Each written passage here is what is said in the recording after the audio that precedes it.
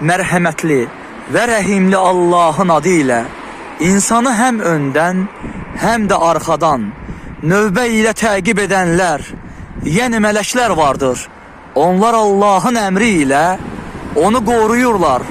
Quran və sünnəyə əsasən qul gecə və gündüz bir-birlərini əvəz edən 4 mələyin arasında olur. Bunlardan ikisi qoruyucu, ikisi isə əməlləri yazan mələklərdir. Elə bir qul yoxdur ki, yuxuda və ya oyaq olanda onu cinlərdən, insanlardan və həşaratlardan qorumaqla Allah tərəfindən vəzifələndirilmiş bir mələyi olmasın. Onlardan biri qula zərər toxundurmaq istədikdə mələk ona geri çəkil deyər.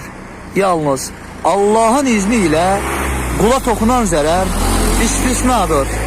Yəni mələklər insanı Allahın əmri ilə həm öndən, həm də arxadan mühafizə edirlər.